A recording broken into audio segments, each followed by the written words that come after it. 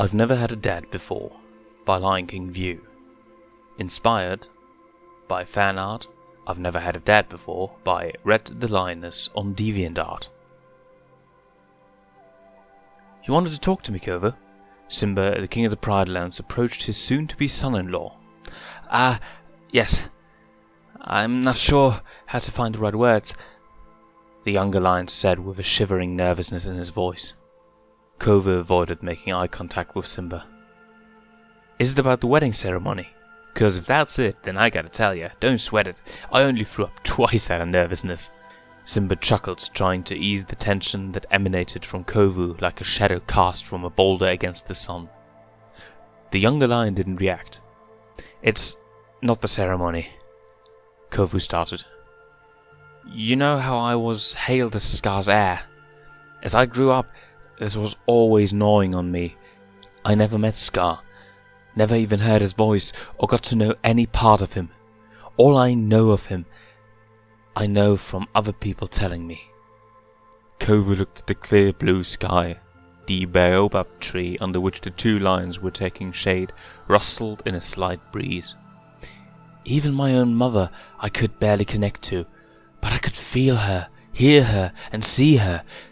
As mentally disturbed as she was, she still was my mother. She protected me when I was in danger, comforted me when I had a bad dream. She wasn't a bad lioness, just very disturbed. I know that might seem absurd to you, but without wanting to sound condescending, you just didn't know her. Simba didn't say anything. He waited for Kovu to continue talking. She could be cruel too. It was then that I was ever so happy to have my brother and sister. Nuka took more than just a few beatings for me, and after nearly drowning, he too turned as mad as mother. I think that's why she started to be hard on him. Nuka became a mirror image of her. I think I would have cracked if it hadn't been for Vitani. She has such a great twisted sense of humor to her that makes even the most disturbing things feel less harsh. Kovu turned away from Simba as he suppressed a tear, thinking of all the beautiful moments of his cubhood. All this made him feel like a flower petal trapped in a maelstrom, sinking ever deeper into memories of joy and saddened confusion.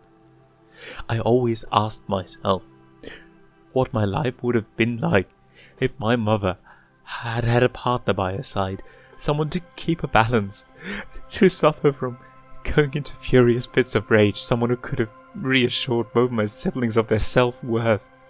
Kovu went quiet. Simba didn't know how to respond. Kovu was still facing away from Simba. Simba, I always asked myself when I was growing up just what it would have been like to have a parent who wouldn't love me with no conditions in one moment, and then turn around to hurt me in the next.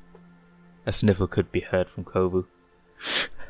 I would lay awake at night quite often and wished for another mother, or perhaps a father.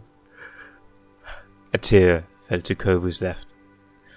Last week, you told me that...